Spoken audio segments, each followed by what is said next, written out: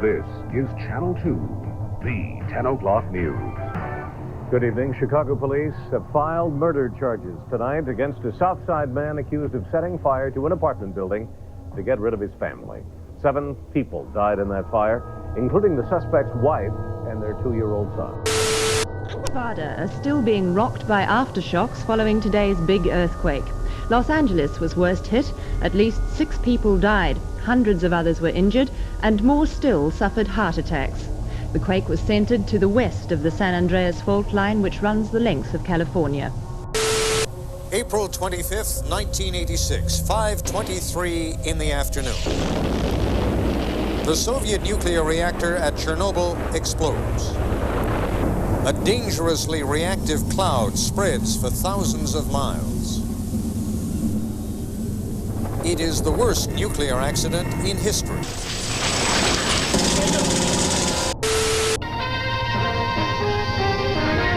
On the ABC News Magazine, 2020 with Hugh Downs and Barbara Walters. Are your kids renting a movie this weekend? Horror films like these are the most popular choice. Graphic orgies of blood and violence. They want 15 murders in an hour and a half. Children mesmerized. I like the gore. But are they harmless? It's always a female victim, and is generally in a sexual context. With reports that life may now be imitating art, Bob Brown shows you what the kids are watching. VCR Horrors. Good evening from CBS News. This is Newsbreak. U.S. ships in the Persian Gulf have new orders from President Reagan. Defend yourselves. This in the wake of the attack on the frigate Stark by an Iraqi plane, which claimed 37 lives. The formal inquiry starts tomorrow on why the Stark did not defend itself. An ABC Newsbreak brought to you by American Express. Now from Washington, Britt Hume.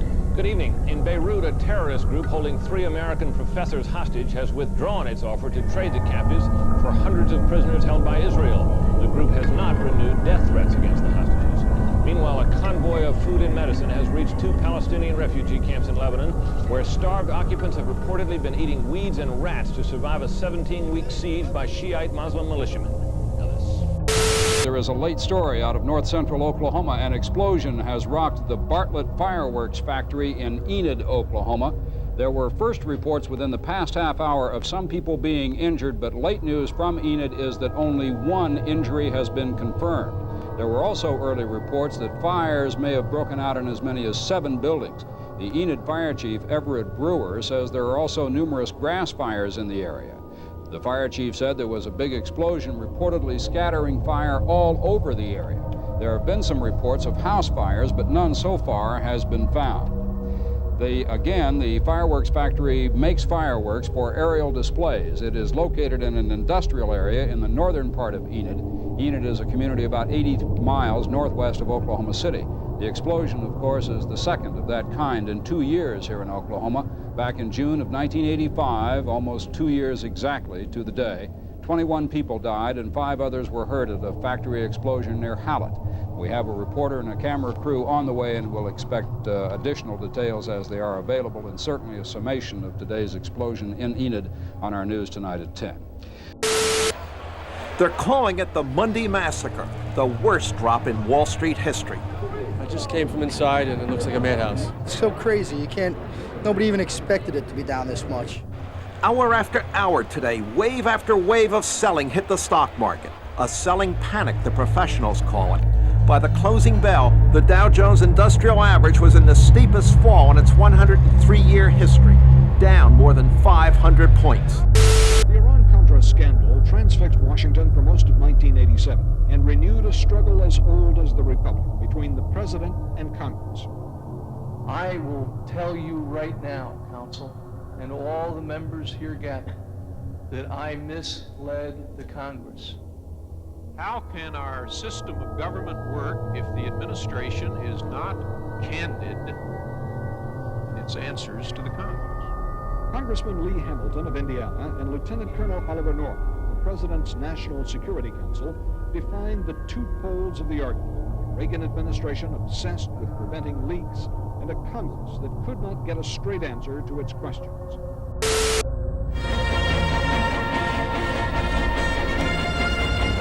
Moscow television tonight. От Совета министров СССР. На Чернобыльской атомной электростанции произошла авария. Поврежден один из атомных реакторов. For the first time ever, the Soviet Union admits it has had a nuclear accident, and it's clearly a major one. It's almost certainly the most severe accident that has ever taken place in the short history of civilian nuclear power. Good evening, I'm Ted Koppel, and this is Nightline. It seems virtually certain that what the Soviets have experienced is a nuclear meltdown. How serious and far-reaching would the effects be? We'll talk with Dr. James McKenzie, nuclear physicist for the Union of Concerned Scientists, and with Dr. Marvin Dickerson, who is tracking radioactivity in the atmosphere for the Lawrence Livermore Laboratory. There has been a nuclear accident in the Soviet Union, and the Soviets have admitted that it happened. The Soviet version is this. One of the atomic reactors at the Chernobyl atomic power plant near the city of Kiev was damaged, and there is speculation in Moscow that people were injured and may have died. The Soviets may have been fairly quick to acknowledge the accident because evidence in the form of mild nuclear radiation had already reached beyond the Soviet borders to Scandinavia. We begin with ABC's Dean Reynolds. Tuesday mornings at 9. Cannot measure the health of our children, the quality of our education, the joy of their play. Senator Joseph Biden faces charges of plagiarism and dishonesty, and his presidential candidacy is suddenly in jeopardy. Good evening, I'm Ted Koppel, and this is Nightline. 100 were taken ill, 18 seriously. But the Americans say casualties were higher, and the Russians should have given more information. The radioactive cloud from Chernobyl affected many countries in Eastern and Western Europe. Admitted. In London, the Soviet ambassador saw Mrs. Thatcher and denied that many people were dead. What about the reports over here, Ambassador, that several thousand people have been killed in the accident? That's not true. That's not true. Mrs. Thatcher annoyed that you didn't tell the West earlier about this accident? Well, we informed the government of the United Kingdom this morning about this accident officially. Despite the catastrophe at Chernobyl, the Russians went ahead with May Day celebrations. As usual, the most elaborate display was for Russia's leaders in Moscow's Red Square.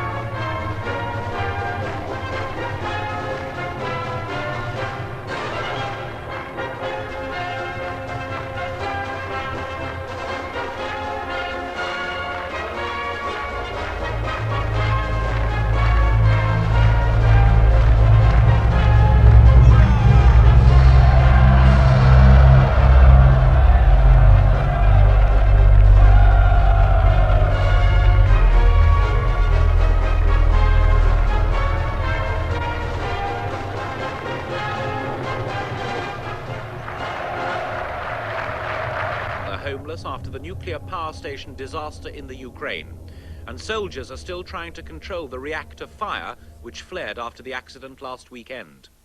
Tonight's disclosures follow a first visit to the Chernobyl area by two of Mr. Gorbachev's top men, Mr. Igor Ligachev, the number 2 in the Kremlin, and the Soviet Prime Minister, Mr. Ryzhkov.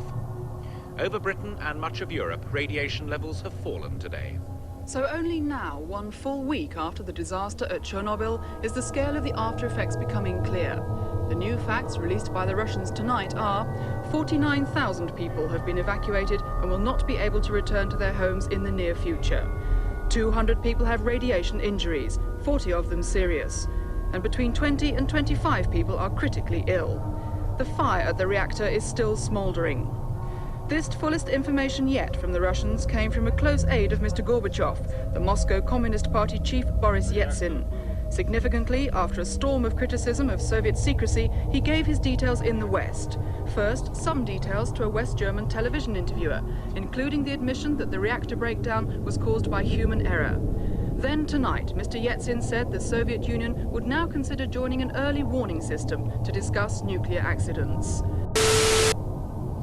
It's been revealed tonight that an escape of radioactive gas occurred at a British nuclear power station 5 weeks ago.